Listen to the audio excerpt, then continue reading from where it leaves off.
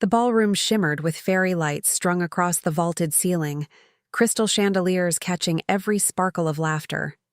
My sister Rachel stood at the center of it all during the rehearsal, her white rehearsal dress clinging like she already owned the world. Her lips curled into a smirk when her eyes found me lingering in the back row.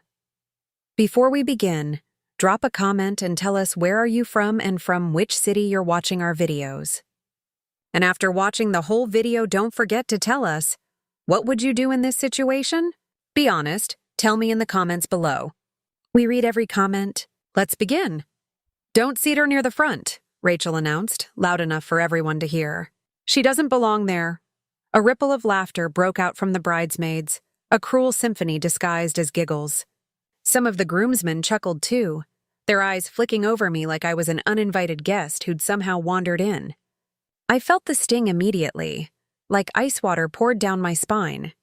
I lowered my eyes, staring at the floor so no one could see the heat rising in my face. The humiliation pressed down harder than the chandelier light above. I swallowed the lump in my throat, telling myself I'd survived worse. But in that moment, it felt like the ground itself wanted to open and swallow me whole. "Come on, Rach. Don't be harsh," one of the bridesmaids muttered weakly. But the damage was already done. Rachel waved her off like I was nothing more than background noise at her grand rehearsal. And then, just when I thought I could sink no further, a hand landed firmly on my shoulder. Strong, steady, deliberate. I froze. A hush spread through the ballroom like someone had cut the music mid-song. I turned my head slightly, and standing beside me was him. Alexander Pierce, the billionaire nobody expected to show up at a wedding rehearsal like this. His tailored navy suit looked carved to perfection, his presence slicing through the sneers and laughter like a blade.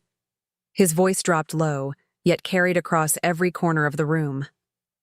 "Tell them who you really are now." Every eye was on me. Every laugh died mid-breath. My pulse hammered against my ribs, my throat tightening. My heart caught between dread and a fire I hadn't let burn in years. Rachel's face twisted, the smirk gone. Her perfect rehearsed confidence slipping like a mask that cracked too soon. And for the first time in a long time, I lifted my chin.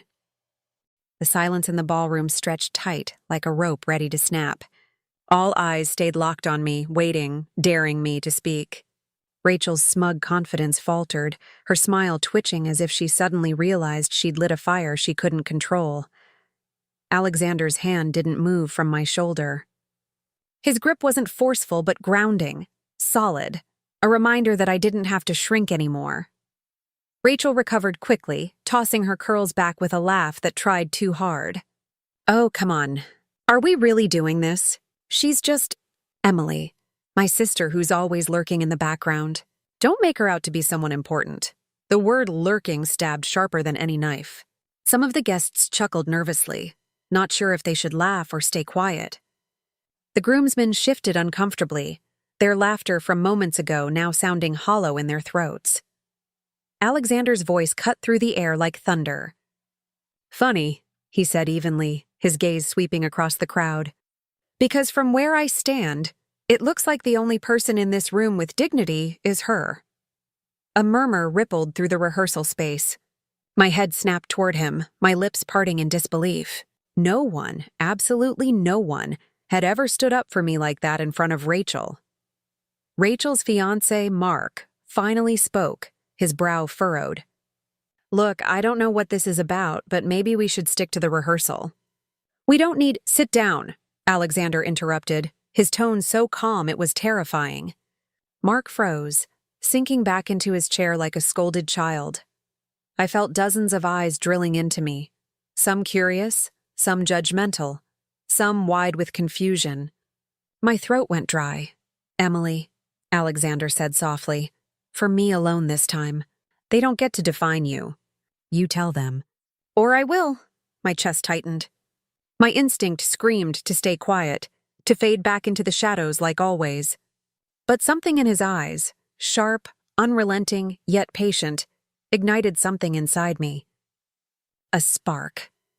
I took a slow breath and stepped forward, the click of my heels echoing louder than the murmurs.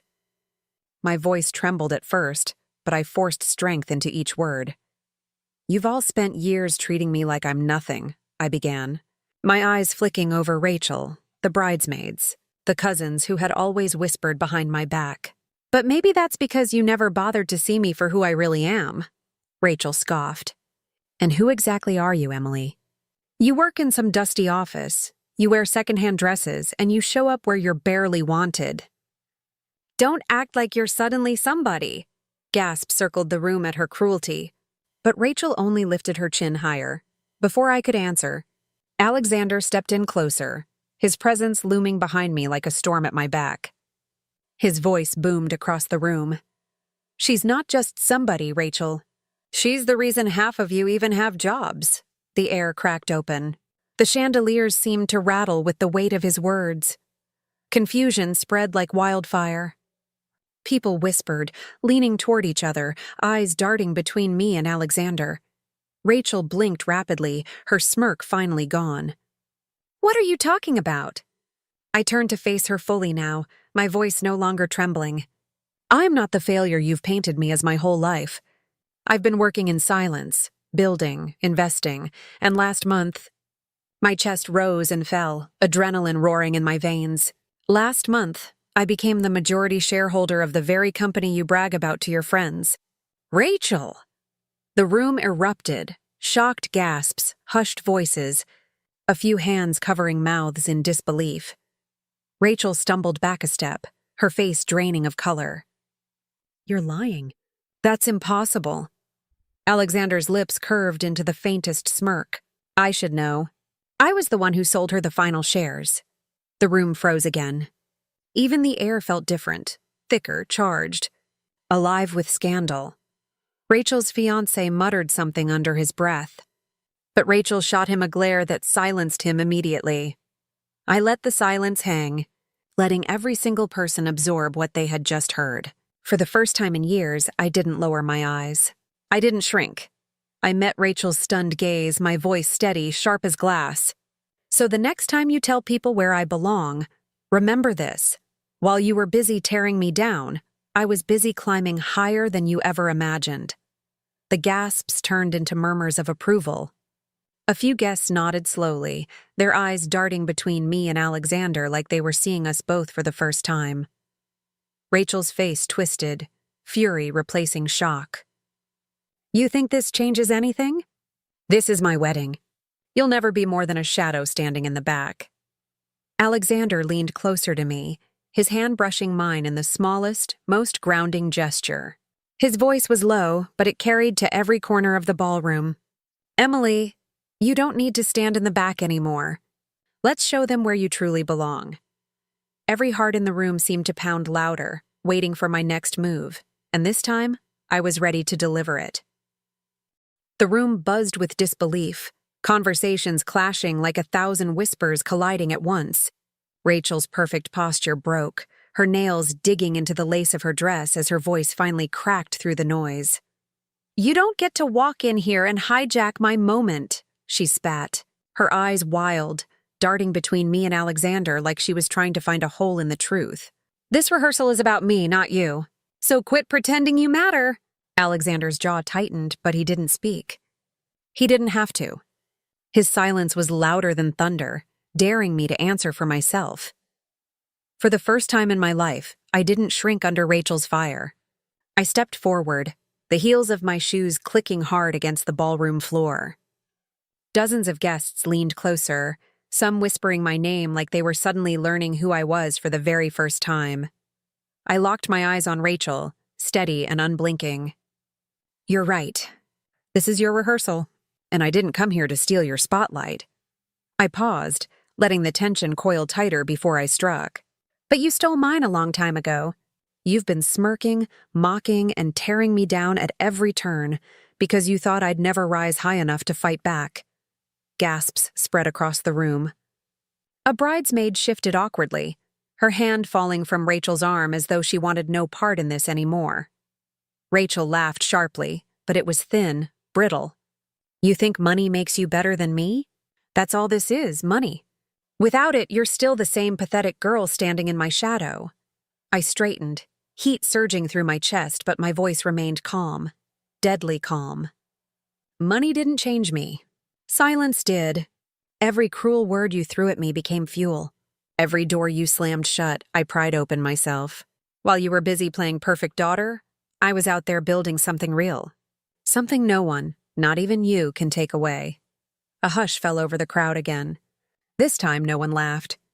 Not even the cousins who used to whisper about me behind napkins at dinner. They stared at me like they were seeing someone they'd never met before. Alexander finally stepped forward, his presence shadowing Rachel as much as it shielded me. His eyes locked on her, cold, unreadable. You've embarrassed your own sister in front of your family, your fiancé, and your guests. That alone shows who doesn't belong here. Rachel's lips parted, but no words came out. Her fiancé, Mark, stood abruptly, his face red. All right, enough. This is ridiculous. Emily, billionaire or not, this isn't the time or place. You're making a scene. I turned to him slowly, my voice sharp as glass. She made a scene when she told your ushers not to seat me near the front. She made a scene when she decided my worth could be mocked publicly. I'm just finishing it. The crowd shifted. Some nodded, others exchanged uneasy glances. But the tide was turning. I could feel it. Rachel's hands trembled at her sides. Her smirk was gone, her armor cracked. You'll regret this, she whispered harshly, her voice so low it was almost swallowed by the music humming faintly in the background. I tilted my head.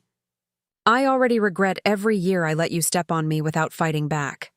Her eyes flashed with fury, but Alexander stepped closer, his voice ablaze in the quiet. She won't be stepping on you anymore. Not now. Not ever. It was then that Rachel snapped. Her hand shot out, grabbing a champagne glass from the nearest table. She didn't throw it, but she slammed it down hard enough that it cracked, liquid splashing across the linen. Gasps rang out. Her fiancé grabbed her wrist before she went further, muttering under his breath for her to calm down. The sight of Rachel unraveling, the golden bride-to-be cracking in front of her guests, wasn't sweet to me. It wasn't satisfying the way I thought it might be. It was tragic, but still, I didn't flinch. I turned to the guests, my voice carrying across the hushed room. I never asked for this moment. I didn't come here to outshine my sister. But maybe it's time you all stop pretending that cruelty disguised as humor is acceptable. Maybe it's time you stop letting laughter cover for cruelty. Silence followed. Even the chandeliers seemed to hum with the weight of my words. Alexander touched my arm lightly, steadying me.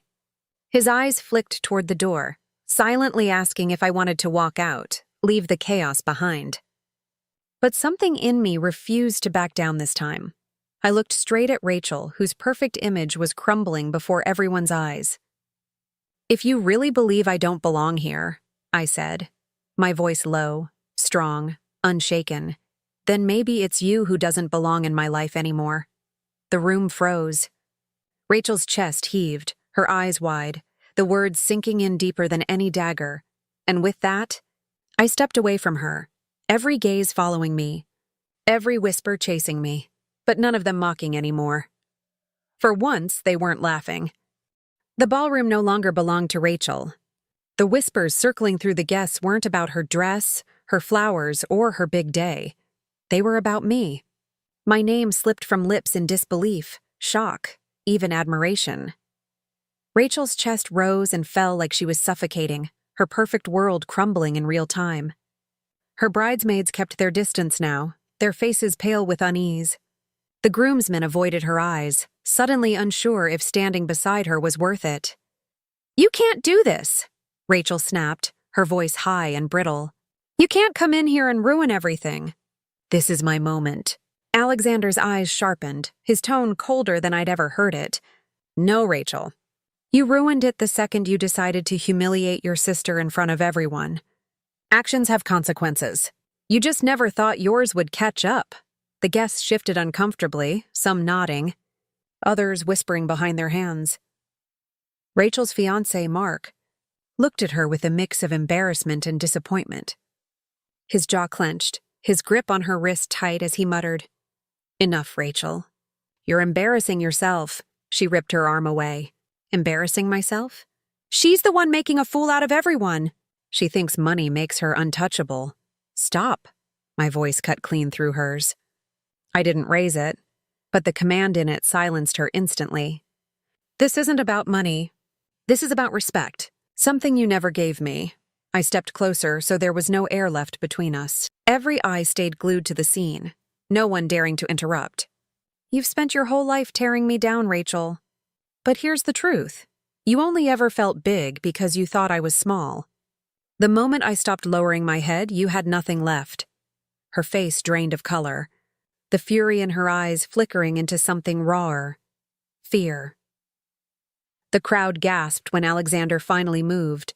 Stepping beside me, his presence overwhelming. His voice was calm, controlled, final. Emily doesn't need to prove herself to you anymore. But if you need proof, look around. This entire room just watched you try to destroy her and fail. Rachel's lips trembled. For the first time, her power slipped completely away. I turned slowly, addressing the guests. I don't want your pity. I don't need anyone's approval. But I won't let cruelty pass as entertainment anymore. Not from her. Not from anyone. The words echoed, heavy, undeniable. Some people lowered their heads in shame. Others nodded firmly. I could feel the balance shifting. Rachel no longer the admired bride, but the exposed bully. Mark spoke again, his voice sharp now. Rachel, if this is who you are, humiliating your own sister, lashing out at everyone, maybe I should reconsider walking down that aisle. Gasps erupted. Rachel's knees seemed to buckle, her hand gripping the back of a chair to steady herself. Mark, you can't mean that. But his silence said more than words ever could. I didn't gloat. I didn't smirk. Instead, I stood taller, the weight of years lifting from my shoulders. For once, I felt free. Rachel's voice broke. You'll regret this, Emily. You'll regret humiliating me. I leaned in just enough for only her to hear. My voice was steady, sharp, final. No. The only thing I regret is giving you the power to humiliate me for so long. That ends tonight. Her eyes filled with tears, but I didn't stay to watch her crumble. I turned, Alexander falling into step beside me, the entire room parting as we walked toward the exit. Heads bowed, whispers chased us, but no laughter followed. Not anymore.